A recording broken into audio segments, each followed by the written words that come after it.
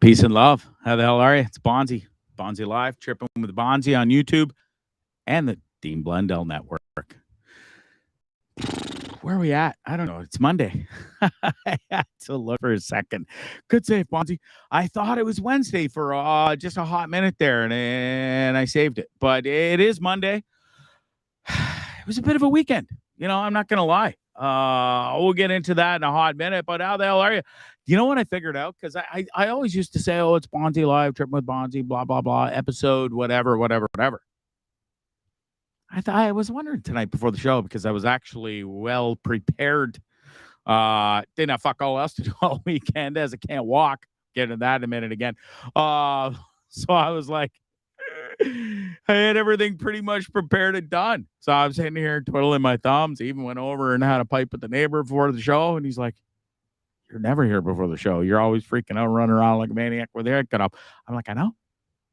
Super prepared tonight because when you can't golf, you can't play tennis, you can't run, you can't go to the gym, a lot more free time for preparation. We'll get into that in a minute. What I'll tell you is it's episode 149, I found out today. Crazy. 149. Started as a drunk shenanigans nonsense. I didn't even know we'd do more than a show the very first night. I was so wasted in my parents' basement. Why were you living in your parents' basement, you ask? Because I came home from Nicaragua because of COVID. March 17th is when shit went down in Nicaragua. 5 days later, March 23rd, I was home living in my parents' basement. Never forget it. 4 months of torture. I'm just kidding. I love my parents more than anything, but let's just say nobody really wants to live in their parents' basement at 47 years old. Love them. Really do. But Jesus Christ, that was a trip. Didn't help with that my younger brother lived there, and we'll leave it at that. And it just, I was in quarantine for 14 days. I went from running a bar in Nicaragua and kicking ass and seeing a plethora of people every day, live music twice a day. We had a live band at lunch and at dinner. It was amazing. And I went from frolicking about in Nicaragua and having the greatest time to wah, wah, wah. How's mommy's basement, Gregory? I drank my silly face off. I smoked copious amounts of marijuana, took a bunch of mushrooms, and that's where the show came from. Anyways, 149 later, here we are, and doing pretty good. Living on a bus in California. Funny how things work. You told me a year and 10 months ago I would be living on a bus in California and working for the Dean Blundell Network full-time and blogging and being a co-host and then doing my own show on there and getting killer ratings. I'd be like, something wrong with you, bud? Anyways, here we are. What a year and 10 months it's been. Kaylee, evening to you. Monkey Mocha 11, evening to you as well. He says, looking forward to the combo with Chris. Yeah, Chris and Pat. So, folks, tonight, pull up your socks, put your big boy pants on, get a nice cozy hoodie, maybe even a helmet, because this one's going to be, it's going to be a bit of a ruckus. 2, not 1, 2 Afghanistan heroes. These motherfuckers are way bigger and badder, badass than we could ever be. They are. They're my heroes. They're my friends. Proud to call them friends, and I can't wait to talk to the two of them. They haven't spoken in so many years. Depends who you ask. It's about 10, 12 years. We're going to find out. They spent a lot of time together in Afghanistan on the same platoon, different teams. I don't know what that means. I'm going to ask because, pardon my rudeness, but I didn't go to war. I got so many questions for them, and they both have said they're going to be super candid, open, and honest, and it's going to be kick-ass. So buckle up, kids. That's coming up in about 10 minutes from now. The show is brought to you by Positive Mics Brewing in Edmonton, Alberta, Canada. If you need some beer and you're in the area, Positive Mics Brewing's got your back. Sounds like my boy. I can't remember the line. I was trying to say it, but we'll use it. I don't want to bring them up, but we'll save it for the end of the show. But folks, you can go get the Positive Mics Brewing t-shirts. Help support a great cause. It's Movember, okay? Fellas are growing these dirty, sick mustaches. Some look great. Others not so much. You can spend $25, get a nice t-shirt, support a great cause, support Positive Mike's Brewing. Guy makes some sick beers, from what I understand. Go support him. $5 from every t-shirt goes to the Movember cause, that is prostate cancer. It's a serious thing, okay? You can't get the beer from them right now, but you can get the gear. There it is, right there. It's my boys in the background. Help me out. Woo! All right, honestly, it's going to be a trip. You guys are going to love this interview coming up, brought to you by Positive Mike's Brewing. Coming up on the show as well, we also have on Wednesday, you guys are going to be blown away by this guy. Now, I could tell you his name a million times. You're going to go, who? What? What the fuck do I want to watch this for? Anyways, this guy is a trip. Met him in 2017 in Nicaragua. He was walking barefoot down the street with a colored mohawk. Just looked like fun. So we started chatting on the street, and I'm like, bud, you're missing some shoes. And he goes, I lost them on my party. And he was shot at Afghan. He's like, hey, he was with a fine looking lady too. He goes, hey, bud, we're going to dip into this bar right here. We're going to have some fancy margaritas and these other drinks. You want to join us? I was like, sure do. We've been pals ever since. He's done ayahuasca more times than anyone on this planet that I know. He's an ayahuasca expert. For those of you who don't know, we'll get into it more on Wednesday, but you're not going to want to miss this guy. He's an entrepreneur. He's traveled the world. He's got, I don't know where his money comes from, but he's got more money than God. He owns this pub crawl that's worldwide. You're going to love him. You really are. I can't wait. I can't wait to talk to him.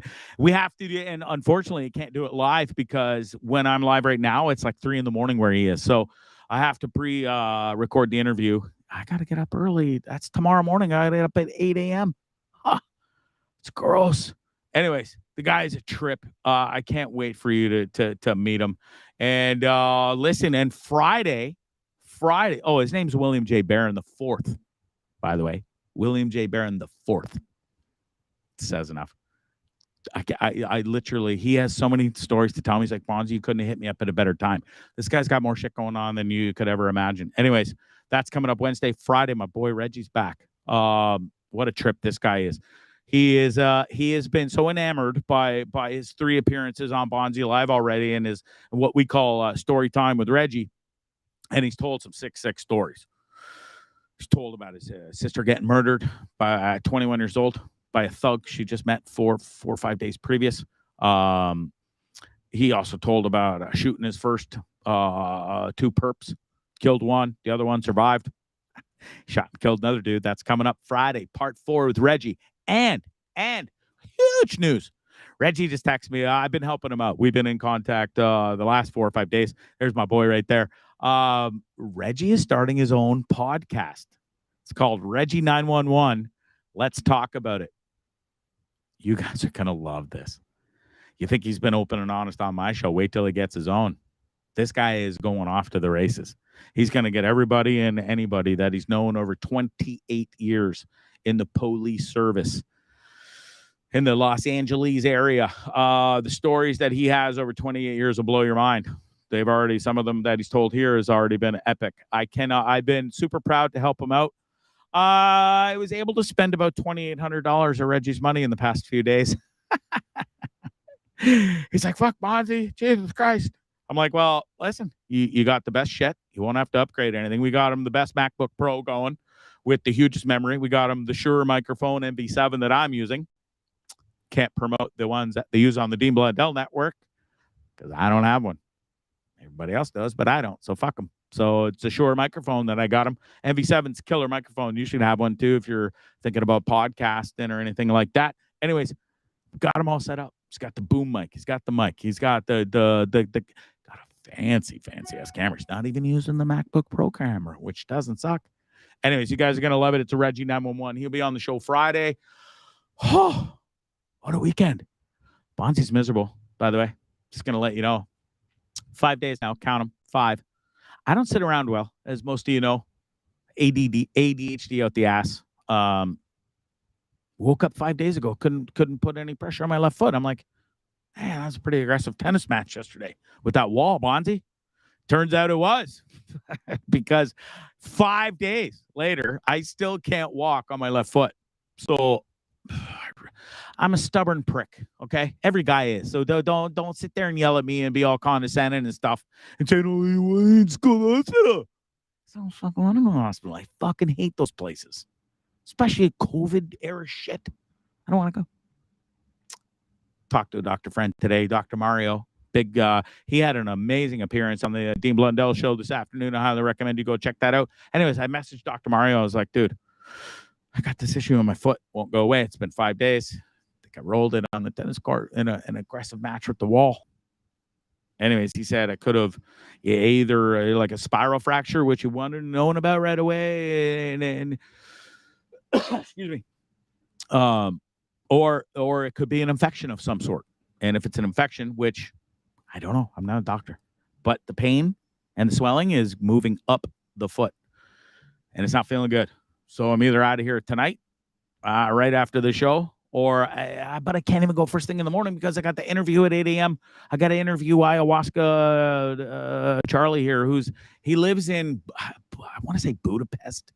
I'm not even sure. I forget. I don't have the best memory. But anyways, it's a conundrum.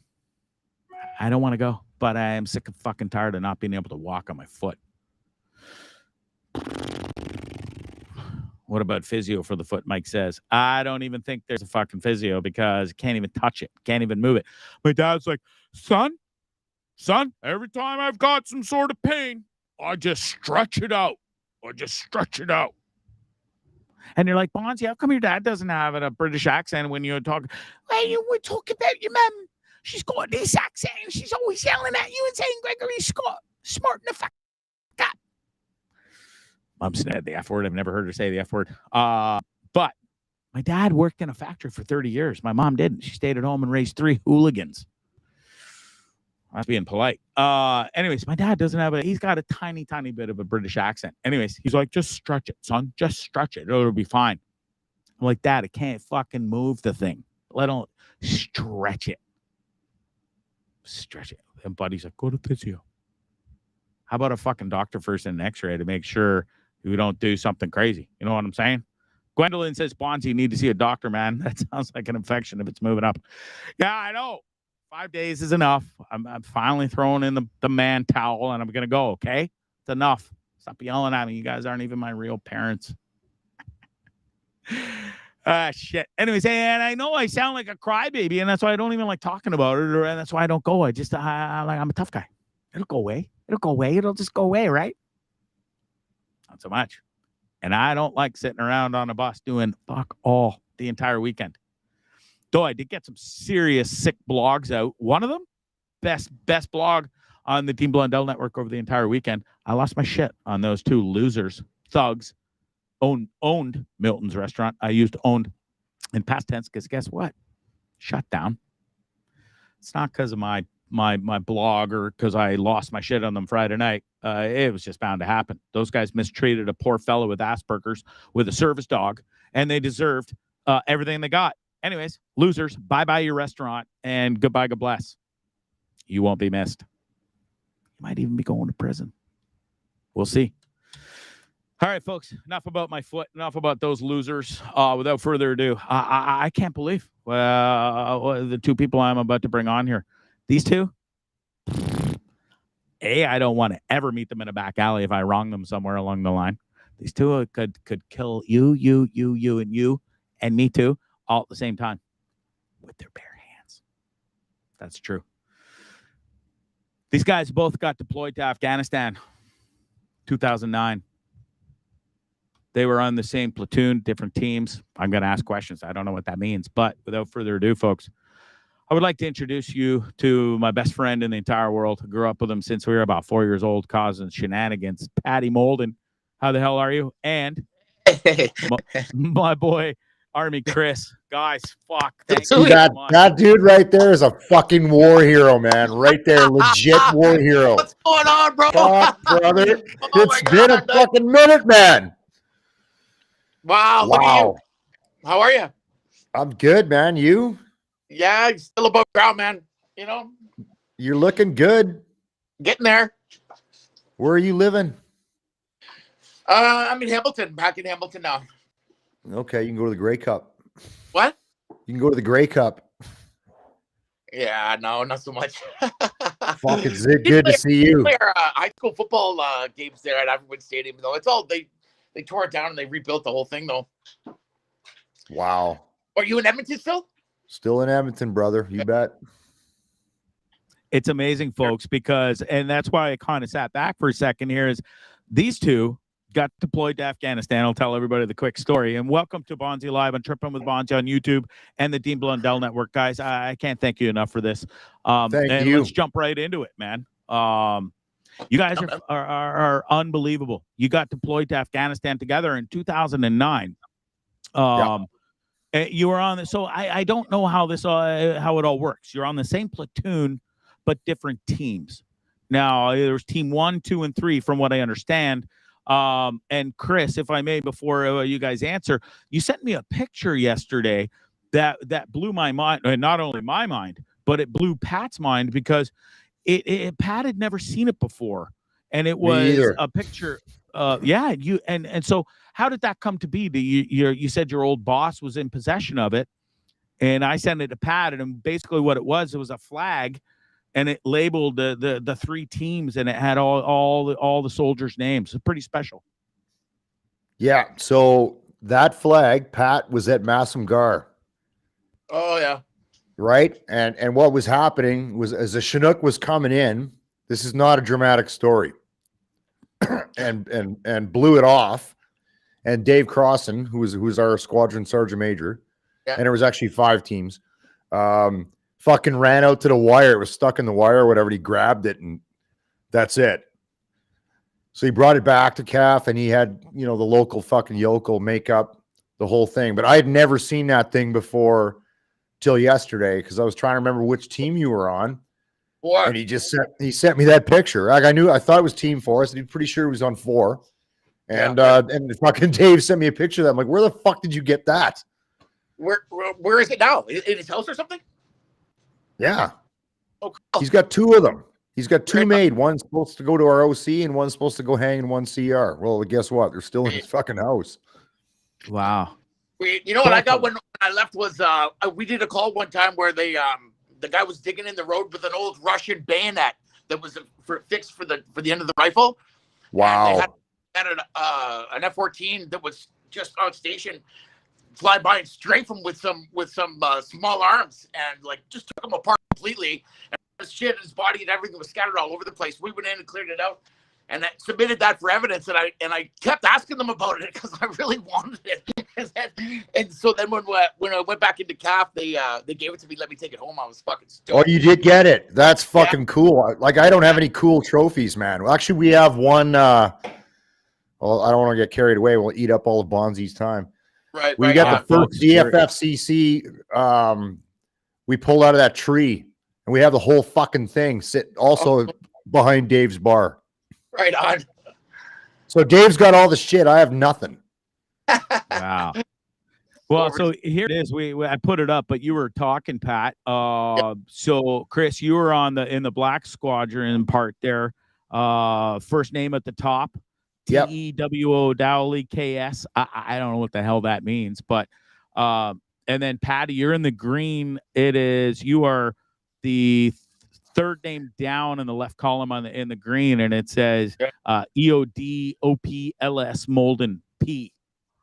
That's what does that flag mean to you guys? And is that pretty special right there, seeing that? And that was the 3 teams when you guys were deployed. Is those guys on the names on that flag or whatever it is pretty special, or what? For me, yeah, man. I mean, I was zooming in on that and looking at it for like hours, trying to remember all the names and who was who and who was where and all that shit. So brought back some memories, because I'd never seen that flag before. Patty, for you? Yeah, of course, man. I mean, it's a huge commitment of your life, Bondo. Like it's not only the tour. You have to understand, like you train to go over there for about 7 or 8 months just to get worked up to go over there for your 7 or 8 months tour. So you're with these people for a long time, you know, and for me, like I wasn't posted in Edmonton, so I was attached posted from Victoria. So I was completely out of my element there and dug in with these guys, and it becomes like family, really. Like it really does, especially when you're over there and you're operating and you're trusting these guys to have your back, you know. And I mean, it's a fucking dog show out there, right? So you form some really strong relationships with these guys, and so seeing their names all in one place like that with the team, you know, it really strikes a chord for sure. Yeah, it's pretty wild. So can you break down the teams thing? So, well, actually, before we get to this, I'll get back to that. This is pretty wild how this all came together. So, Patty, obviously, it's no secret. You've been on the show a couple times. You've been so candid and open and honest here. And I just met Army Chris, and Chris knows it. We've never met physically, but we did. We started speaking on the phone through Lachlan Cross, who works for 95.7 FM, Cruise FM in Edmonton, Alberta, and you're a big friend of Lachlan's, and I was supposed to fly up to Edmonton to see Our Lady Peace with you guys from Cali. Anyways, a long story short, it didn't turn out, but I was going to be staying at your house. So we kind of got speaking and stuff, and I got to learn a little bit about you through Lachlan, and then just hearing some of your stories, you're like, yeah, I was employed to Afghanistan and deployed in 09. And I'm like, hold on a second, my boy Patty Moe is 09. So I fucking text Patty, and I was like, do you know Army Chris? He goes, dude, Army Chris could be a million dudes. Send me a picture. I sent him a picture, and he's like, okay, how in the holy hell do you know this guy? Where did you meet him? And that dude, it's amazing. Both of you have that's what I said. Things like, to say about when you go, like people go, oh, do you know this guy in the Army? Sorry, go ahead, Pat. Oh, I was just chirping. I just said game, recognized game, man. You know, like you get excited when you hear a third party connection like that. Like, fuck, I know that dude. That's exactly what I fucking said, because he goes, do you know Pat Moulden? I'm like, fuck yeah, man. We were in squadron together. So. Yeah, hell yeah. It's fucking 3,800 guys over there at any given time. Like everybody goes, dude, do you know Bob? I'm like, oh yeah, no. But when you said, do you know Pat Moulden? I'm like, fuck yeah, I know Pat Moulden. You bet your ass I know Pat. Isn't that wild? It's a crazy. It's crazy. And Chris and Pat, everything happens for a reason. And I was meant to come in contact with you, Chris. I really was, because now walk me through this. For some reason, you guys haven't really seen each other since post-war, and I think there was one, maybe two instances a long time ago since you've seen each other. How come? And is it just part of the game? Like, because there is so many of you, or so I wasn't even in the Army, Greg. I was a Navy specialist. Okay, so I was a bomb disposal technician, and I was a clearance diver in the Navy. Totally different element. I was posted on the West Coast in Victoria, Vancouver Island, and so I deployed with Chris's unit, who was based out of Edmonton, and so I had to do all of my training there. So really, my tour away from my family was twice as long as everybody else's, because they did we did our pre-deployment training. They just got to go home at the end of the day. I was living in the barracks, so that's how it came out. So literally, like when we flew back from Kandahar, the plane landed on the tarmac. I got off the plane. Everybody went running out to their families. I got off the plane, got into a car, went over to the other side of the airport, the civilian side of the airport. Got on a civilian plane and flew to Victoria. It's like, see you later, by myself. All these guys are like, big parade and all this shit is happening, and I'm like, all right, see ya. So it was kind of surreal. Like it was like I was like, whoa, I got a big chunk in my throat. You know what I mean? Like I was like, holy fuck, man, I'm not gonna see these guys again for a long time, maybe ever. And then that's just how it works out, right? Well, and sadly, you didn't see a lot of them again. Because I think the last time you guys saw each other, and I know it's tough talking about this for you guys sometimes, and I'm sorry, but you met at a funeral, because it's got to fucking piss you off, because you guys lost more friends and platoon members since being home than you did at actual war. So it's a two-part question. That's got to upset you and bother you, yes. And then how was it seeing each other at that funeral where Pat, you said, and you made mention of this, you were in the Navy, and the guy that you buried and you were the pallbearer for, he was an Army guy, but he was one of your type bros. That had to be a pretty wild experience, yeah? Oh, to be honest, yeah, it was like I don't remember much of it because it was so devastating, you know, like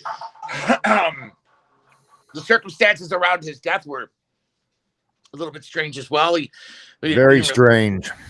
He just washed up in the Saskatchewan River, you know, a few days missing, and I remember that story, Pat. We were talking about it personally. So yeah, he was training for Mountain Man. He was training for Mountain Man, yeah. So I mean, who knows what happened, how he ended up, but yeah, I was the only blue uniform in a sea of green at that funeral, man. And holy shit, did I ever stand out? Because the number one dress uniforms, like Navy, we wear this peak cap. It's like this gay fucking white thing, you know. And, the Army guys you all look wear like fucking Captain Stubing from the Love Boat. So I got this big fucking douchebag hat on in a blue uniform, sea of green. I'm like, holy shit, it was fun. Yeah. But I think I saw you once before that though, because we came out for McNeish's posting party. That's right. Yeah, you did. Right when Sandy was getting posted Ottawa, me and Crossan came out. We went to Esquire Mall, went to the EOD barn, and went to the pirate mess on the cool side of the harbor. Yeah. You showed up. You had your tight little Top Gun shorts on. You were just doing PT and shit, looking all fucking sexy. That's what I remember. Your boy Matt Blenkow says, "Rest in peace, Rich." That's pretty cool that all these military guys are watching. Thank you, everybody, for watching. And honestly, it is a pleasure to have you guys on, and just seeing the smiles on your face and the reminiscing and the camaraderie is amazing. So, and I know we'll get back to this whole Team 1, Team 2, Team 3 thing, and you're on the same platoon. Where do you guys actually meet? Is it's in the training before you even get there, correct? Yeah, that's correct. So we Task Force 309 Counter ID Squadron stood up. Well, fuck, I got there in like August 2008.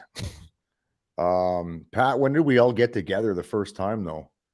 It wasn't much longer after that. I showed up a little bit late because they replaced a guy. I wasn't the original diver that was supposed to go on that tour, but the original guy, he pulled the pin after the first set of pre-deployment. Oh, and then he started his own fucking bullshit TV show. Yeah. That guy. He basically didn't have the ball. He didn't have the parts to go to Afghanistan, but he had the parts to become this war hero doing fucking range clearance in Gagetown and make his own TV show. Not shitting on the guy at all. But that was potentially going to look really bad for the dive unit, right? Because we had a position to fill. We had to fill it. So, and I had put in a request way earlier to do it. As soon as I got my IED certification as an operator, I was like, fuck it. I didn't do this for nothing, right? I want to get in there and help out. So when that up, the coxswain came to me and he said, "We need you to leave, and can you leave tomorrow?" I was like, "Yeah, okay." So I ran around the base, got whatever shit I needed, and took off. And for that section of pre-deployment training, I think it was just a few weeks, and then I got to go home and my wife had already left. So that would have been October-ish 2008. Yeah. And then we did a bunch of shit together, and then it was Christmas leave, came back, did Chilliwack. And we were all over the fucking world. I did courses in the UK, the United States. Did you go do LVBIED and all that crap in Vegas? No, did you go down? What about Florida? Nothing down there. Oh, yeah, anyway, we Florida. had okay, Florida. Yeah. That was actually pretty good time. It was 7 months down in Destin, Florida. It was like, but it was a lot of memory. Like we had to study and learn all of the NATO ordnance, right? You have to learn all of their safeties and this fucking man. It's just memory. But it was a good time. Yeah, learn all the ordnance just so you could go to Afghanistan and deal with fucking yellow jugs because it's not in the 60 series. Yeah, exactly. Oh, how much fucking C4 are we gonna use on this? I don't know. $2. Good to go. So you guys are leading up to this. You're doing all this training. Yeah. And you got deployed in 03-09, so March of 09.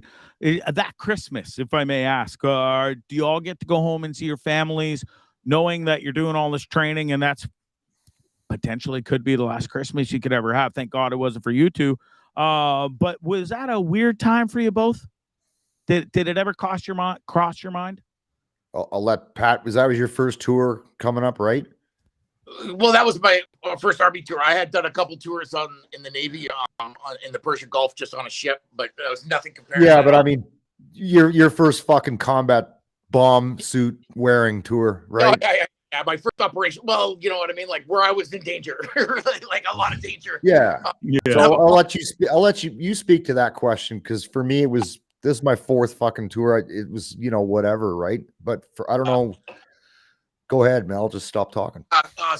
So I mean, I honestly, Bondo, I when I got there, I tuned out the rest of the world. It was like nothing else existed. I didn't even like think about home or the season or the fucking holiday or whatever it was. Even though we were so outside of the wire for most of the tour that we didn't even have the luxuries of Kandahar Airfield, which you have like sea containers to sleep in with air conditioning and cooked food and a gym and a fucking band, and there's like a Tim Hortons, and it's like a little bitty Hollywood, little Kandahar Airfield.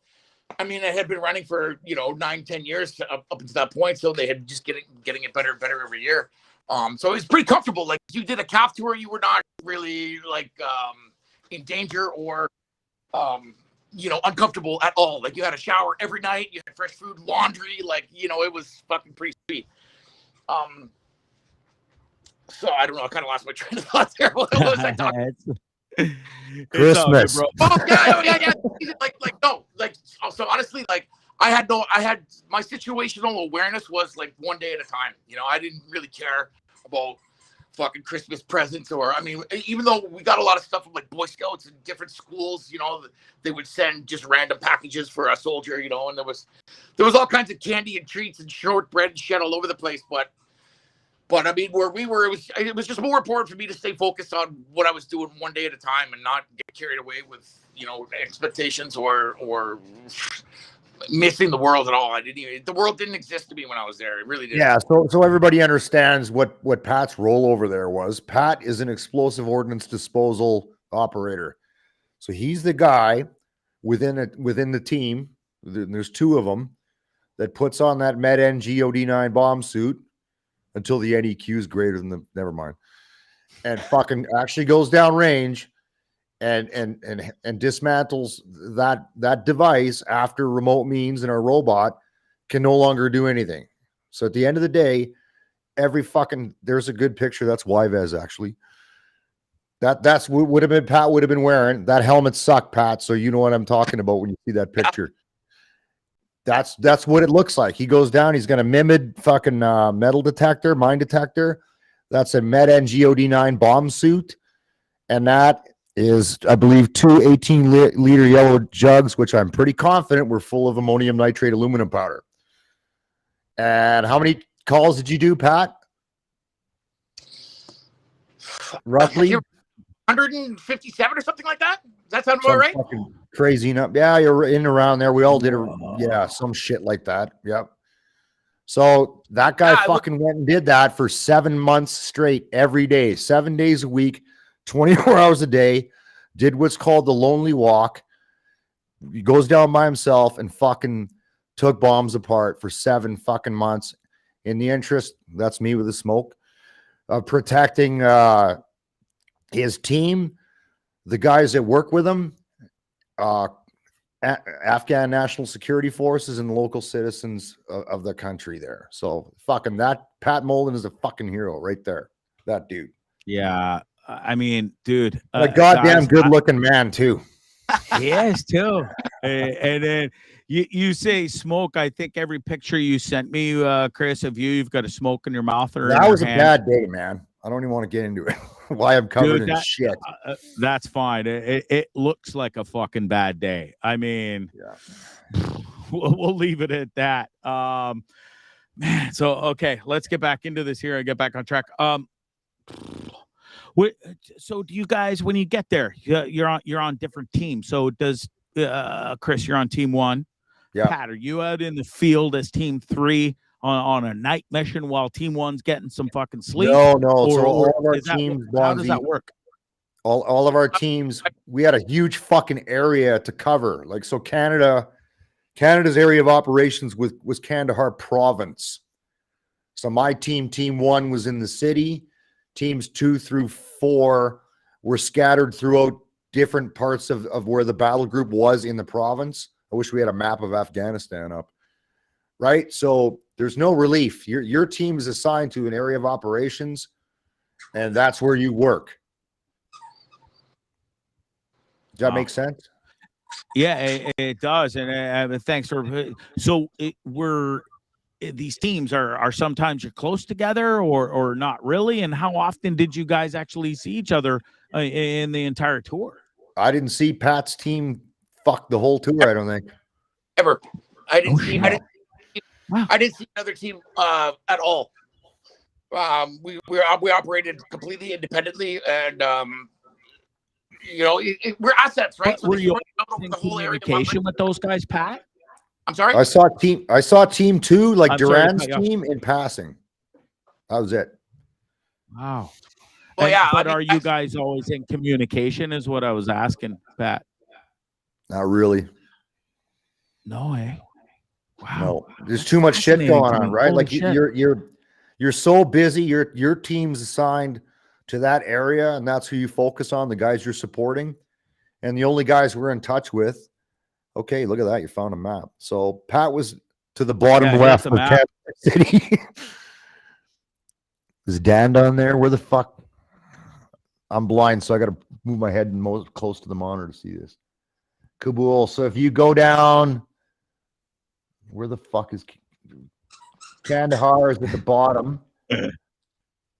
Okay, yeah. So that area that says Kandahar, everything southwest of there was us. So I was in the city, and then the other 4 teams were rotating around different areas depending on how the battle space flexed and moved.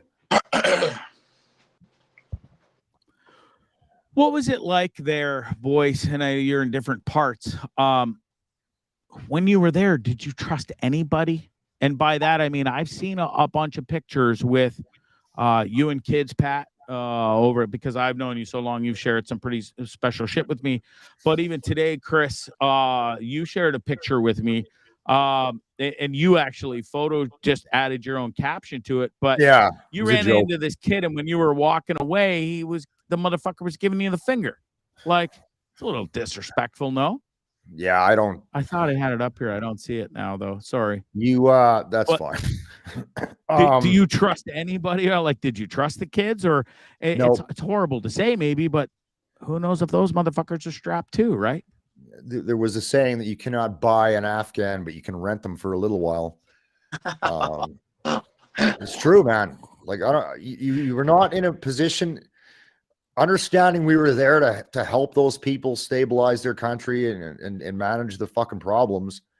At the end of the day, you're not in a position where you can afford to trust them because there's too much risk involved. It's easier to help them and not trust them than run that risk. And then it's fuck. I could go on for hours about that. So the short answer, even when you guys were taking pictures with them, was there any trepidation, or were you fucking scared and always on alert, like head on a swivel? Yeah. So you understand, every time that we go out and do our thing, no matter which team it was, they are always watching us. And the Taliban, the bad guys, are fucking, once we're done and leaving, the Taliban will come in and bully them, saying, you'll give us information and provide us, so we're going to come back here in the nighttime when these ISAF assholes go back to their fucking fob and fucking kill you. So it's not, I don't resent them for my distrust of them. It's more of they don't have a choice. If the Taliban comes in when we're gone and says, either do this or we'll fucking kill your family, of course they're going to do that. So I don't blame them for that, but that drives the mistrust piece that I'm speaking to. Yeah. That makes sense. So, Pat, you've been on here so many times and told so many crazy stories, and you've been so open and honest. Chris, you wanted to come on here tonight. I was so stoked to have you both. Is there a story, Chris, that because you said buckle up on Twitter today, folks? I'll drop a heavy Army story. Do you want to share one with us that might blow our minds and that you're comfortable sharing at least? Yeah, I want to kind of try to stay positive, you know, I guess. There was a time in March of 2010. We'll call it the night of nights. So the funny part is it was this crazy intelligence major, and I know my ex-wife's watching right now, so she can speak to this because she was intelligence at the time. And this fucking guy, every week or month, he would come in and come to me and say, they're planning something really big. It's gonna happen. I'd be like, well, fuck, if you say that enough, sooner or later. So anyways, like he was a fucking weird dude, man. He was like a caricature. And well, yeah, he was right. So sometime in March, the Kandahar city, which is where I was out of, which is a fucking shit show to work in, just starts fucking blowing up. The bad guys blew up what they were trying to do was break into Sarposa prison. There's when we don't have time to take it apart. They were trying to break guys out of Sarposa prison, so they wanted to create some distraction. So they blew up the police headquarters. Tactically a smart move, and fucking like a whole shit. By the time we got up there, there was Afghan National Police, like 13 bodies fucking laid out. Civilians across the street were all blown to fucking shit. And we're like, holy fuck. And I remember my boss, Major Chris Cotton, was visiting us, and he's like, can I come out on this? I'm like, no, man, you better fucking stay back. That's me working with Americans. I figured you might have American viewers to show that we do work together. Yeah. So right on. Then on our way, like there's nothing we could do. We're driving through the city, and this actually ties into the distrust piece. Okay. I don't know what the population of Kandahar city is, but it's fucking a lot of people. And normally if you roll through that city in the dark, you'll see people out on the streets. The markets are full, guys roasting nuts and shit like that. Well, that night, the fucking city was empty, man. Like it was fucking creepy. We're rolling through that and nobody's outside. And all you can hear is gunfire and explosions and shit as we're going from A to B. The radio's going off saying, okay, go to police headquarters. It got blown up. Then the auxiliary police headquarters got blown up. And then as we were driving to Kandahar City, as we were driving through Kandahar City to Sarposa prison, which housed all the Taliban bad guys, it got blown up. And I remember as we're rolling in there, the guards in the tower started shooting at us as we were coming in. So we're taking fire. And then I'm on the fucking radio, but they have to relay it back to who I'm talking to some other guys. So it took a while for them to stop shooting at us. And we got there, and I walk up to the big iron doors, just like you see in the movies on a prison, right? And it's all fucked up because it was half blown in. We open it up, and luckily we had a group of infantry guys inside the prison that were working with the prison guards. So as I opened the door, there's a 25 millimeter barrel pointed right at my head from a fucking big Canadian light armored vehicle. And my buddy J-Dub, who I'd worked with, he's in there. His face is all black. His fucking beak's on sideways like Daffy Duck. And it was like, holy fuck, dude. Yeah, so that was a fucking crazy night. So that tells you, you know, the locals there, they know shit that it's happening. They know what's going on. Yeah. And, you know, it was fucking insane. We were just driving on like madmen all night as the whole city was just lighting up. So unreal. It's a longer story, but I don't want to fucking hog the air. So yeah, no, and thanks for sharing that with us. Patty, you've shared some pretty heavy stuff with us on this show. Is it, and we've got a lot of new fans that are listening, you know, that I'm on the Dean Blundell Network. Is there a story that you want to share that you've already shared, or is there a new one that you want to share that's the craziest experience of your life over there? Where are we at? Oh man. Yeah, I mean, I can't think of one off the top of my head, but I guess Well, I guess the first one, the most shocking thing that ever happened to me in my entire life was finding you know, a secondary device, like where they had dug one into the ground. 9 times out of 10 there was two to target us as a first responder, right? Get everybody to come in, and then have another one within a few feet or 10 feet or whatever close to it, right? So it got to the point where you would have your intelligence, and they would tell you like where the wire was or whatever it was that you were honing in on to see. But as you would be going downrange to approach it, you'd already be looking for your secondary device. Like starting thinking like same bomber in this area, and this is kind of like how he works. You know what I mean? So if I was him, I would put it here, right? And then chances are it's pretty close to where you start thinking like these fucking right. And devious little ways, to target people walking or target people in a vehicle, with a projection device. And yeah, so I found a secondary this one time, and I was uncovering it, delineating all around it to expose all the components and stuff like that. And then when I got to the main charge and unearthed it, there was this dead baby that was attached to it, and it was all tied up, and I was like, definitely not ready for that. Like I think that moment in time, I could really say like where my whole life changed. You know what I mean? Like there was that pause that I don't even think I was breathing. Like I was not ready. I mean, how could anybody be ready to see that? I was definitely, definitely broke my heart seeing that, and then having to, cut the fucking tape off and dismantle this improvised explosive device that had nothing to do with this child. Obviously, the child was just there to distract the bomb disposal guy, right? And they're fucking savage. They don't care. 9 out of 10 babies that are born there die. So there's little makeshift graveyards everywhere with just piles of rocks, and it's like a small pile of rocks. You know that it's another baby.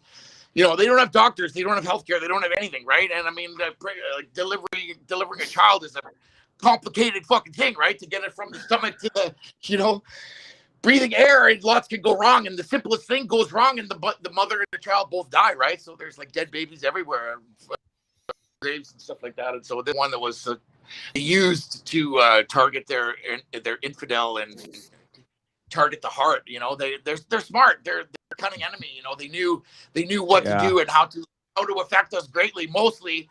And like that moment in time fucking changed my whole life. You know what I mean? Like I can't even articulate, what overcame me at that time, and I didn't even know what the fuck to do or and I dream about that. I dream about her. She, it was a female baby, and I think like, what she would look like today, or like what, just fucking stuff like that when your mind wanders. But I mean the impact of that was devastating. Yeah. Sure. Guys, I can't thank you enough for sharing the story. So, and that leads me right into the next part of this is the trauma that you guys have experienced and how you deal with it moving forward. And you're both retired from service now, and I mean the comments have been awesome. Everybody loves you guys, and we all thank you for your service. So you moving on, Pat, and obviously I've known you since a child, and I've known every last piece of shit you've been through.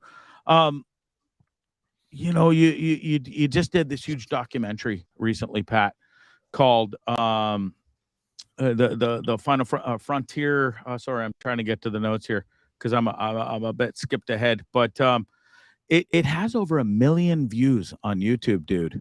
Wow, I still gotta watch that, man. Oh, you haven't seen it yet, Chris? It's fascinating. It's called. You send me the link. I gotta fucking watch it. I'm sorry. I'm just looking for it here. Give me 1 second.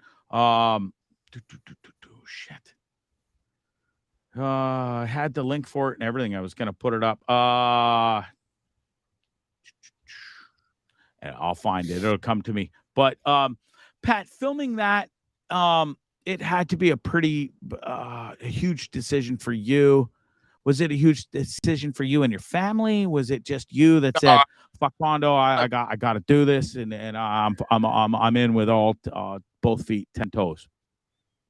Yeah, well, it's my one of my best buddies who was doing it, right. He studied in Africa, a shaman, and Iboga bark medicine in North America. So he's been over there like 7 or 8 times. He's done the whole initiation process. He's been gifted the right to be a shaman here in North America and bring this bark to North America, and it's just fucking amazing.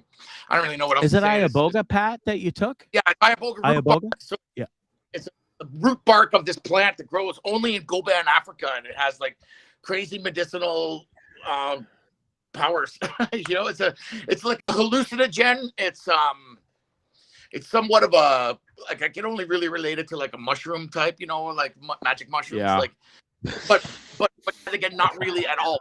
It's like more of a focused, guided, really deep, like, look at yourself, and it's guided by this shaman, your whole experience, and man, you learn a lot.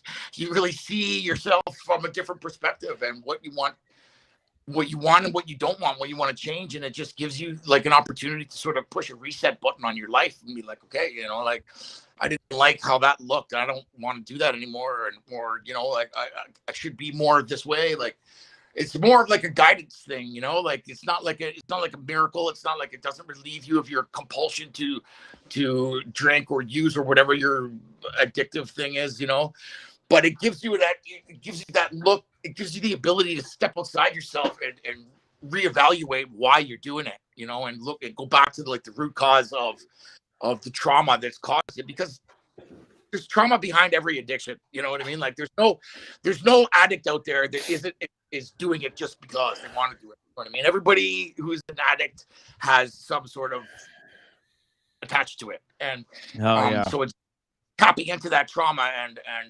allowing you to see it, process it, and then fucking let it go, man, instead of carrying it around like a fucking disease for your whole life.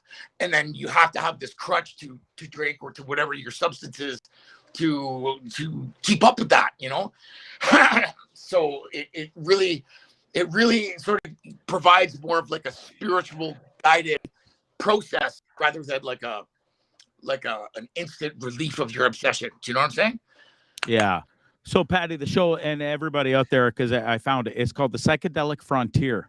It was put on by City TV, actually did it. That's where it aired originally. Now on YouTube, dude, no joke. It has 1 million views, Patty. That's fucking awesome, man. This documentary is it's fucking heavy, bro. And you really put yourself out there. We've talked privately. You know how fucking proud I am of you, dude, and how much I love you. That was pretty wild stuff, and I encourage everybody to go check it out. I hope you're doing better, Pat. Are you still keeping up with that shaman? And is this something that with this Iboga you continue to do once in a while, or how does that work? There's no prescription for it. It's like it can be for some people like a one-time's all that is required, sort of for more like long-term heavy addicts, like opiate users and stuff like that. I mean, I don't really want to speak for it because I don't really have all the answers. I just know from being around Mark, who's like a really good friend of mine and who facilitates it, from listening to him and his expertise and stuff. So, like some people go back regularly and just the whole purifying experience of it. They're not necessarily trying to get rid of an obsession or an addiction. They're just going for the process of it, like a journey, right? Yeah. tap you back into your real true state of being and your purpose. It helps you to realign with that. You know what I mean? Like, because there's lots of distractions in life, and drugs, and alcohol, and mind-altering substances are not one of them. You know what I mean? There's all kinds of other fucking things that you can latch onto that deviate you from your course, right? And are not necessarily to achieving your goal.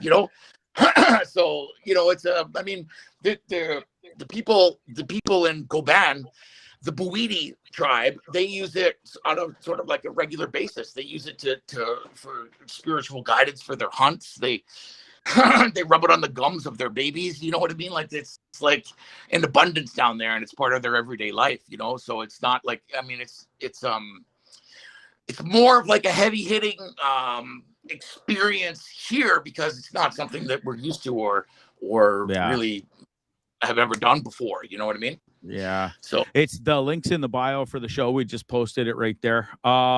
Chris, have you ever done anything like that? Have you done ayahuasca or ayaboga like Pat has? Fucking cowabunga. I can't even spell that shit, man. No, I do mushrooms. I just discovered those last year, and I fucking think they're great. Really? And so if I may ask, because I found the opposite in 2009 when I went through my traumatic shit with watching a guy get hit and killed by a train. I haven't been able to do mushrooms since. Yeah, so that's probably not when you fucking should do mushrooms, man. So how come, why are you able to do mushrooms with all the shit you've seen in 4 tours, that it doesn't fuck you up in the way that if I take mushrooms, it messes me up? So here's what I know about them, since we're going that direction. I've only done them a few times. And the first thing I was told, and for everybody watching that does mushrooms, you can attest to this. Make sure you're in a comfortable space, which is my house, because I don't leave my house a lot. I don't like crowds. I don't like fucking people. I spend a lot of time at home. I spend most of my time with a small group of current serving military guys or ex-military guys who like to ride motorcycles. Outside of that, I don't go out much. So be with a group of people you like and be in a positive space. If you're in a negative fucking space, it's going to end up really, really bad. So it's the first and only psychedelic I've ever done. I smoke a little weed from time to time, drink a lot of fucking beer, and chain smoke cigarettes. But outside of that, all I know is make sure you're in a good frame of mind. You shouldn't be doing psychedelic shit, well, mushrooms anyway, and I'm not an expert, if you're in a negative space. So that's probably why you had a bad fucking go. Oh, I've had a few bad goes on the shroomies. But it's funny because I've done ayahuasca twice. And I listen, I had a bad experience one of the times, but what did happen, which I thought would happen, and Pat can attest to this, I've told him, is I was and Patty, do you remember me telling you I was going to do ayahuasca for the first time, and you're like, where the fuck are you? Pin your GPS location. Who you doing this with? And you were kind of worried about me, but I wasn't worried to go on this spiritual journey to try and help me. And it's funny, I did keep in touch with Pat and gave him everything. And I'm like, okay, because I was a little nervous too. I'd never done this shit before. I was in the jungle, in a fucking hut, you know, with some. You gotta bring some of this shit out here, man, or I'm gonna have to come out to Ontario and try it out. But anyways, I did this ayahuasca and I kept in touch with Pat, and it helped me. But what's funny is I was scared to do it because I thought it would bring out the demons of my PTSD of this train thing. Now I've done ayahuasca twice, and that hasn't happened yet. So it is. And Pat, with you've done this journey a few times with these drugs. Is it something that you're still going to continue to do? And yeah. Oh yeah, for sure. Like you're right to be careful about who you're doing it with, and the environment has to be right. Like, because you really don't have any control. Once you take it, you're sort of at the mercy of the medicine, and so you really want to be in a safe environment and with people that you trust, and whoever it is, the provider of it, you know, you want to really make sure that you have a good feeling about them, and they know what they're doing and they're experienced, and you know, like anything, you don't just want to jump in and take a bunch of crazy psychedelics and then, you know, deal with the consequences after. So yeah, so it's really important too. It's part of it helps with the whole process, you know, if you're feeling in a safe place going into it, right? If there's any apprehension, it's just not, it's kind of like a waste of time, right? You want to be able to get the full medicinal value out of the experience, right? Like, yeah. So what happens when Pat, what happens when you come out of that high? Like, where's your brain at?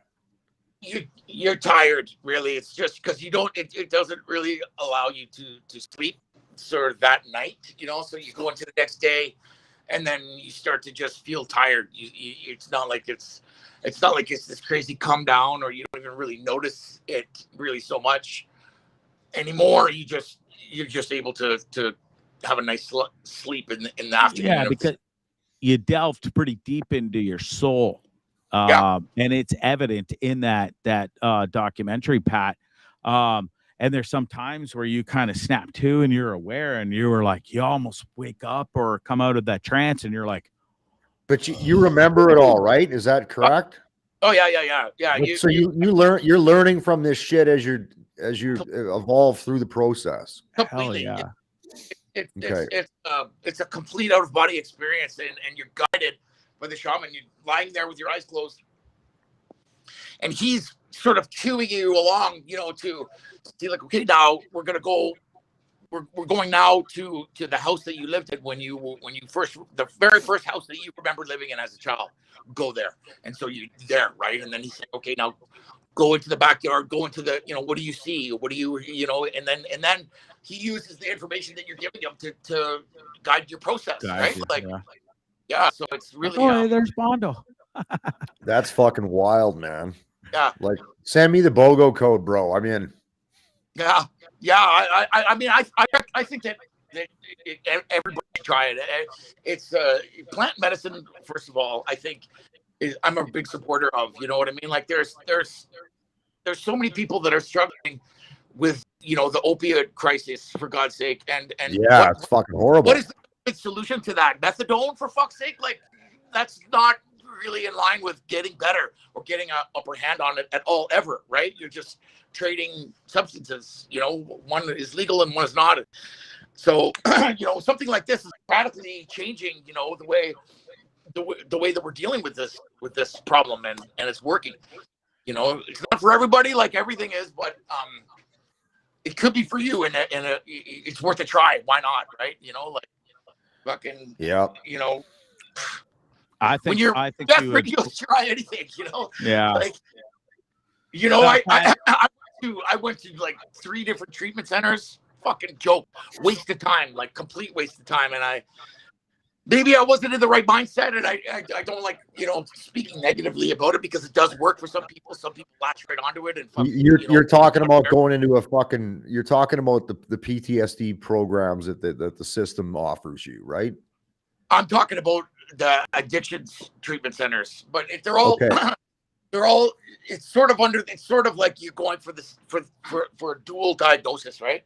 You're dealing with this mental health injury, but also now you're crutching your fucking addiction, so you got to get them both done at the same time, right? May I ask you guys, and this is pretty heavy, do you feel the system, and I mean by the system, the people that you work for, the Army, the Navy, did they fail you ultimately? Do you guys feel that way? That's a tough question. I don't know. Yeah, go ahead. You know what? They're getting better. They're trying to get better. However, it's a bureaucratic fucking process. It's a government organization. So anybody who's dealt with the CRA, okay, for fucking civilians watching this, anytime you deal with any level of government, it is a fucking mind-numbingly, painstakingly long process. So I've worked with Veterans Affairs. I got diagnosed with PTSD after 11 years of denying it, and still deny it, which is a problem. But you know, the Legion rep helped me out, helped me navigate all the bullshit paperwork and crap. And you're assigned a rep that works with you, but you're still dealing with a fucking mind-numbingly long process to get what you need. And like their first instinct is to throw fucking money at you. Well, that's great. That solves some stress problems, but it doesn't solve the root cause problems. Right. But I'll tell you this: there's guys on let's use right left on this. Guys over on the right saying the government's failing our fucking troops and blah, blah, blah. I'm like, well, you know, not really, because like if you could rewind, my first deployment was in 1992. And then, if you look at back then, there was nothing, man. Fucking guys were coming back from Croatia and Bosnia, literally coming out of a war zone and going home with nothing in place. It has slowly improved over time as we realize the stressors that is placed on Canadian service persons that we continuously send over and over again to these fucking combat zones. So they're slowly getting better, but it is a government process. And it's fucking, a lot of it's stupid. Like there's guys who are missing legs who literally have to go every year and prove to the government their fucking leg didn't grow back. I'm not fucking kidding. That's sad. Do you still have no legs? Yeah. Fuck. Yeah. Every year, you know, in order to maintain their benefits. It's not like Veterans Affairs Canada wants it that way. And I don't imagine that the VA in the United States is any fucking better because it's a government organization. You got to prove that you're fucking, like, you're not a fucking lizard where your leg grows back. But there's guys who legitimately had to prove they still had no fucking legs in order to get their benefits every year. That's not bullshit. I'm not making that up. So it's the bureaucratic process because it's a government fucking organization that drags it, that fucks it all up. It's not there's programs in place. There's a lot of things, but there's a lot of bullshit to navigate. And you got to understand, a lot of these fucking guys that come back, they don't have the internet. There's vets living on the street. You know, they don't have the text. Doesn't that break your heart? I mean, you two have come through it, and Pat, I want to get your 2 cents on this too.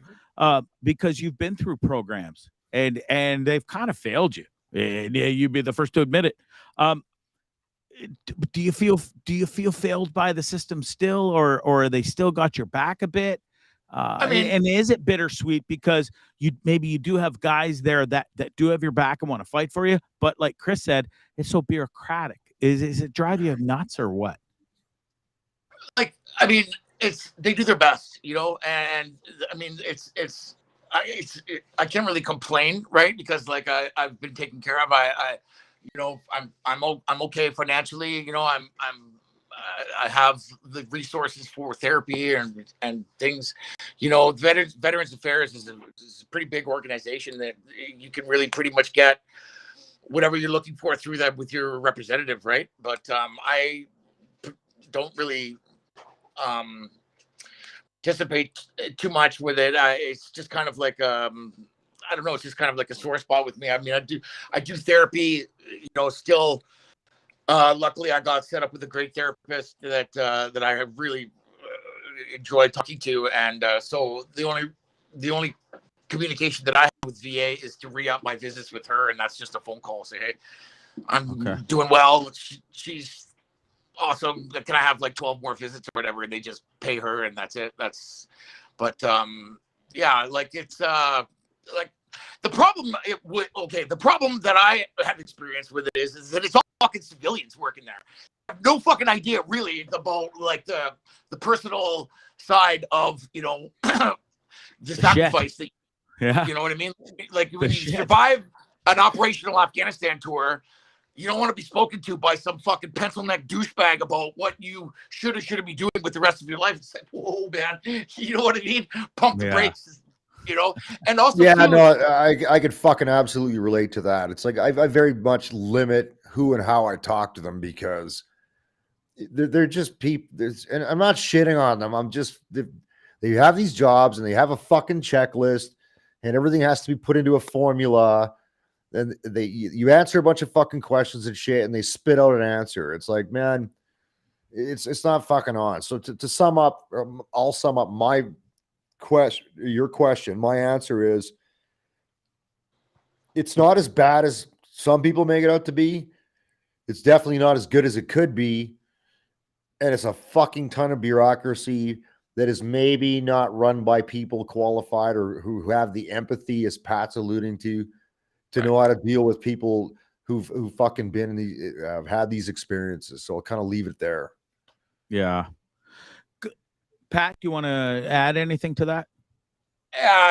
Just my experience with it has been there's just a total lack of compassion and lack of understanding, and it's like they're sitting there at the VA office. First of all, they greet you from behind bulletproof glass and a big fucking huge locked door. It's like a vault they're in. And you're like, I mean, you're obviously the fucking enemy.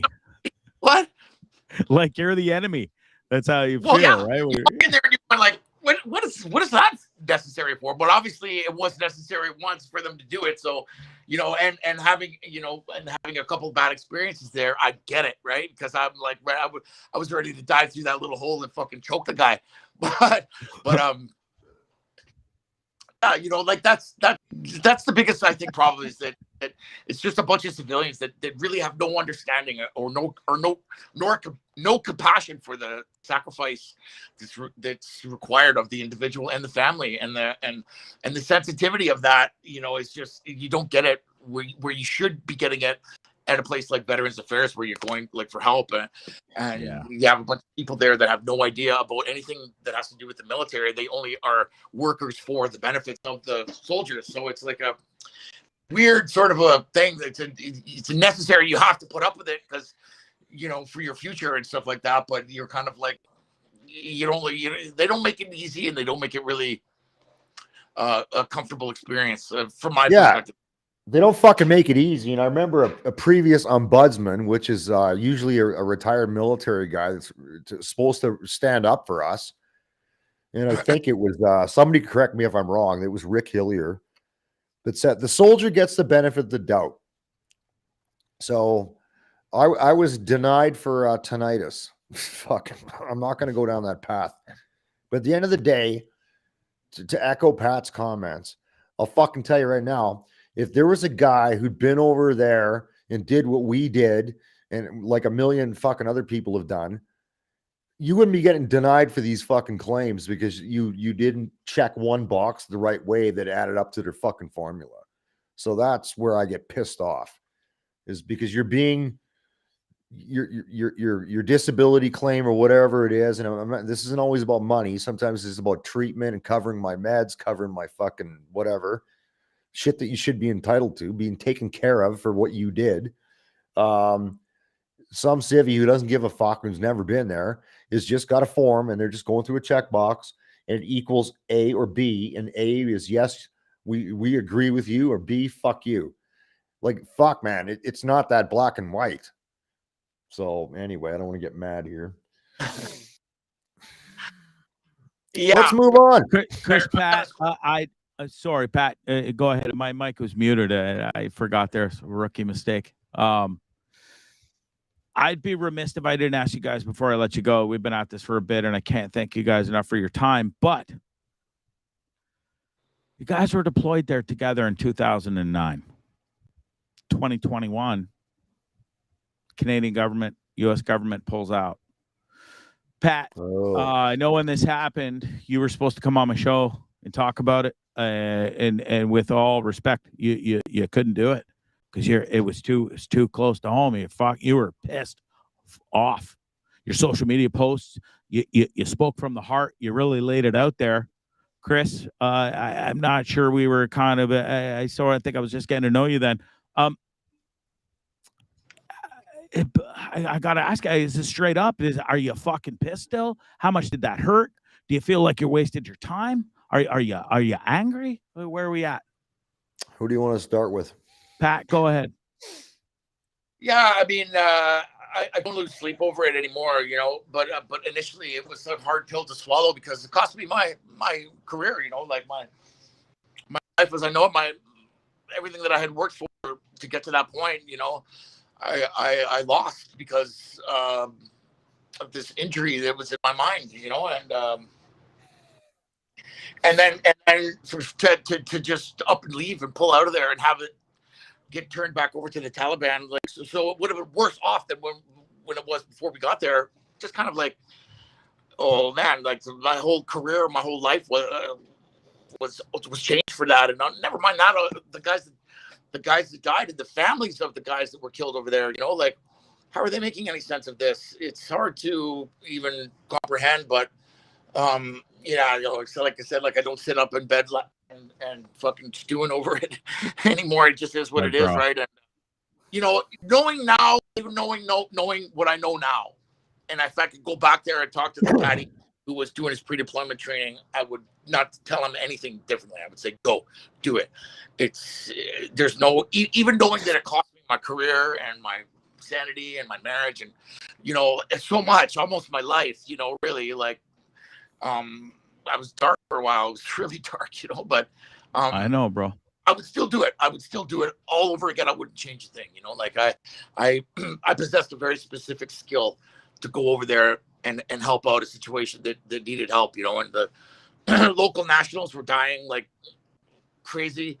Other NATO soldiers were getting killed by these devices, and I didn't do the training to not go and put up my hand when it was required. You know what I mean? And I have no regrets whatsoever. I would do it all again the same way. Good for you, man. Chris, how do you feel about that and what happened? And do you feel that your time was wasted and everything you fucking went through and the friends you lost? Like, are you pissed or do you get it or where are we at? I'm going to speak slowly. Good. First of all, my initial gut reaction was obviously I was fucking gutted, like just empty. However, I can tell you about three things here, three salient points you can take away. First of all, what happened was absolutely inevitable. The entire approach to that campaign always led to this. Now, people are like, well, how the fuck did the Taliban take over so quickly? Okay. Understand that our rules of engagement in the area of operations was restricted to Afghanistan proper. When the bad guys were not winning and they needed to what we call reconstitute, resupply themselves, retrain themselves, which normally was over the wintertime, they just hop over the border to Pakistan where we couldn't go. Understand? We can't go there, but they can go into Pakistan, recruit new guys, and then and reconstitute their efforts to come back for what was called the fighting season. If that's your fucking formula where you can't physically chase the enemy, because understand how we as Westerners see the border of Afghanistan is irrelevant to a tribal society.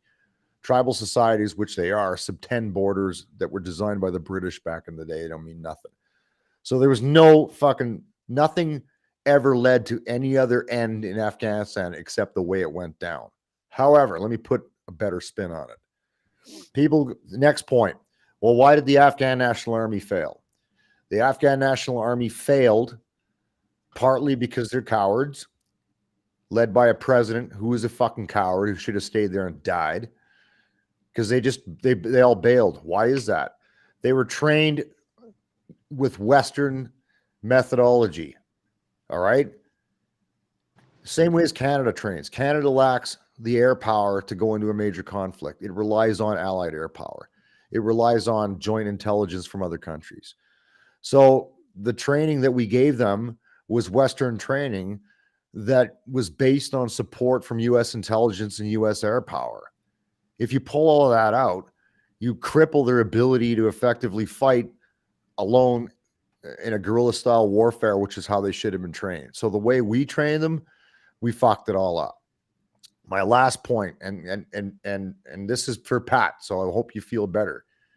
The best we can hope for is that we were over there for 20 years, from when the Taliban was toppled till the last U.S. soldier left and the Taliban took over again.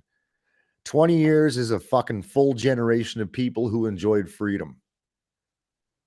The freedoms that women's ability to go to school, to be educated, to get jobs, young kids growing up, a full generation of people. And generation is defined from when you're born to when your ability to procreate. So about 20 years. So I fucking challenge that generation that's there now to decide their own future. All right. That's a good point. That is the best you can hope for.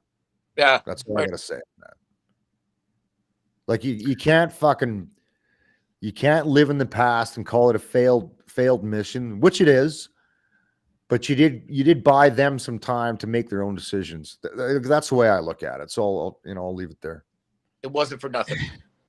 Yeah, so. boys, I hope you, and I hate the fact that you used the term failed mission, because ultimately, Chris and Pat, I don't think it was. And I want you guys to know and live with that it wasn't. You guys were there for a reason at the time. And we lived in the present. We live in the present. We don't know the future. We don't have a fucking crystal ball. Well, that's a good point, because as far as mission goes, me and Pat achieved our mission. We went out and took out fucking bombs with our respective teams, kept our guys came home with fucking well, Chris. 10 fingers, 10 toes, got my fucking team home. His team got home. During our deployment, we lost 12 Canadians in total, which sucks, and 1 civilian reporter. 7 of those people are in my fucking AO. It sucked. But you do your best, you go do your job, and you get your ass home to your family. That's success to me. I'm talking about the collective, so that's what I mean by that. Every device that I dismantled didn't kill somebody, so that's a success for sure. And it's in and of itself. Exactly. Think of the amount of people whose lives you saved, Pat, because I can fucking tell you it's hundreds from how we trained them before we went over there. How many guys came up to me in the bar after that tour thanking me for all the training and shit we did with them in Suffield and Wainwright? Yeah. Like that there's no measure, there's no fucking measurement for that. And then taking out those bombs over there, how many fucking lives did you save? That's how you got to go to bed every night, man.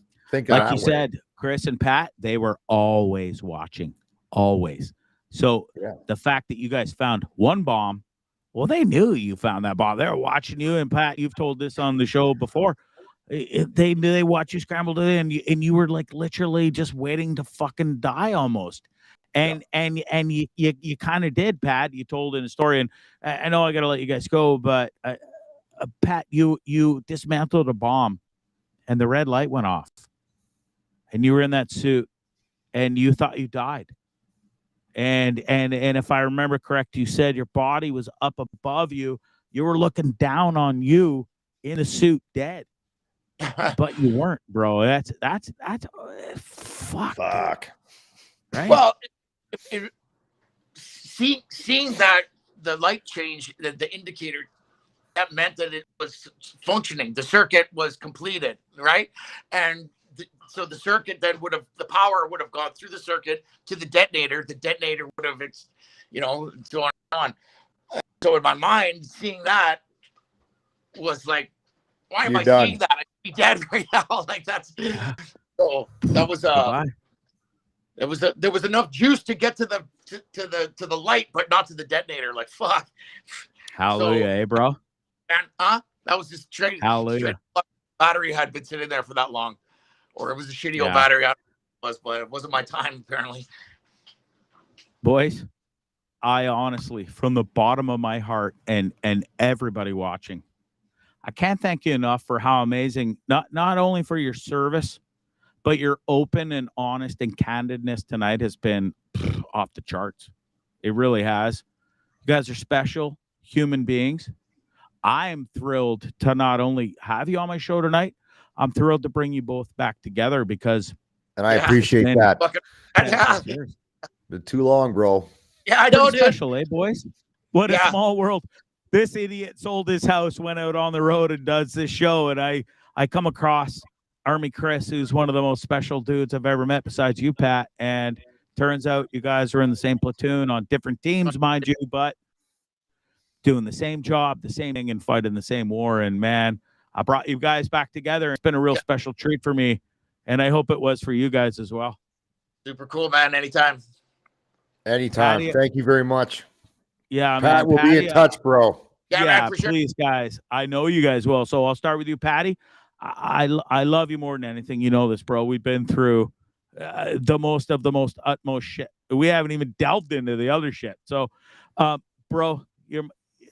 forever we're brothers and we have the same blood. I can't thank you enough. Can people buy and find your art still? Are you selling that stuff that you got going on or what for Christmas? I don't really have like a website yet. I kind of hit the brakes on it. I haven't really been doing much art lately, but yeah, just reach out to me through whatever one of the social medias. I have pictures posted of most of the stuff that I made, but yeah, I don't really, I don't really anyway. Like I haven't really sold much. I did one art show, and I ended up just giving everything away because I couldn't charge people. It just felt weird. So Yeah. So yeah, I don't do, know. but that artwork has really kind of helped you a lot, and I'm glad you found something that can calm your brain and keep you busy. And you've got two wonderful, adorable dogs too. I mean, Yeah. look at those champions. Look right at there. those. Hey, Is that bro. a boxer? Oh, You know, a bulldog and a pity. Okay, fuck, he looks like a brindle boxer. Beautiful Yeah, dog, man. old English bulldog. That's Rooster and Rocco. amazing, amazing. Listen, Chris, Pat, you guys are the salt of the earth. Chris, it's been such a pleasure to connect with you as a pal. And listen, the fact that you fucking did a tour with Patty, we're now all the same. Not that I've been there with you guys, but I mean as friends. I love Patty, and Patty loves me, and now I love you, bro. We're the same that way. You guys have been the best, man. I can't thank you enough for your time tonight. It's been unreal. Thank you. We'll have to do it again. All right, Bono. I can't wait. Peace and love, guys. You guys are the All right, best. bro. Take care. Later. Yeah. Thanks, guys. Find Army Chris. That's Patty Moulden. Go check his art. That's Army Chris. Chris, they can find you on the Dean Blundell Network. You got your own podcast now called Fire for Effect. How's that going? Are you loving it or what? It's going good. It's a lot more work than I thought it was going to be, but I'm doing one recorded show a month and 2 or 3 of these live streams once I get my restream issues worked out. Amazing. Yeah, and you asked me last night to come on your show coming up soon. You're gonna have a Q&A, so I'm looking forward to being part of that. I really appreciate you asking me to be a part of that. Dude, I can't thank you enough for your time. It's been a pleasure. It's a small world. It really is out there. It is. Thanks, man. That was pretty special, Chris. And listen, what you've done, what you do, your pals with Lachlan, that's got to be a job in itself. It is a lot of work. You're the best, pal. I love you so much. And thanks for your time tonight. All right, bro. Thanks a lot. We'll chat later. You bet. Take care, buddy. Wow. I am not like them. I'm not. Patty went to join the Navy at 18 out of high school. I live with Pat. I remember we lived in I left. It's a true story. I'll tell this real quick before I go. I've never told this before. One of the most hardest things I ever did in my life is tell my mom and dad that I was leaving and moving out at 18 years old. Me and my mom, I love her, but we weren't getting along so much. And I had this nice girlfriend, and Patty was living on his own, and there was a room available in the house right below him, and we were going to share a kitchen and a bathroom, and we played football together. We worked out together every day, and it just made sense. And I did it, and I will never regret that decision. I know it broke me mom's heart. Sorry, Mom. But I'll never forget the time that I lived with Pat, and I'll never forget the time Pat left high school, left all of us, and went and joined the Navy and never looked back. Never looked back. Fuck, I remember talking to him on a sat phone when he was in Afghanistan. He said he didn't reach out much, but we never lost touch, and I'll never forget, I think 2 times, if memory serves me correct, I spoke to Pat on a sat phone from Afghanistan. I was in Ontario, and when that phone rang and it said, that weird number, but I knew it was Patty, answered that phone quick, and the conversations were unreal. You just had to keep your bro on the straight and narrow, tell him he's doing the greatest job ever, and I couldn't imagine being over there in my mid to late 20s as a soldier. It's not him. It's funny. Should be in my DNA. Both my grandfathers were soldiers. My mom's dad was a POW in Germany 2 years. He was the toughest motherfucker you'll ever meet. My dad's dad was a tough mofo too. Me, big old pussy whining about my foot. Folks, all jokes aside, I can't thank Pat Moulden enough. Childhood buddy. He's been through so much. He's my best friend in the entire world. He really is. Proud to say that. Known him since 4 years old. We've been through shit together. I highly recommend you go watch The Psychedelic Frontier on YouTube. Just Google it. You can even put in Pat Moulden or The Psychedelic Frontier. It'll come up. So 1 million views. It's one of the most heavy, craziest things you'll ever watch in your life. I swear to Christ. It really is. I love the guy to death, man. I really do. And I worry about him every single day. But he soldiers on. He really does. And he never gives up. Army Chris, just met the guy. Never even met him. I never met him face to face yet. But goddamn, the day I do, we're getting the biggest goddamn hugs he's ever getting because motherfucker's won. He's part of my brotherhood with Pat, and that makes us family. And I'm going to see him soon, and I'm pumped. You guys, that's it. That's it for Bondzee Live. What a show. Holy. Hour and 30 minutes. I knew it was going to be a good one, and I'm not disappointed. I hope you're not either. Again, I can't thank Patty Moulden and Army Chris enough for their time tonight, their honesty, their openness.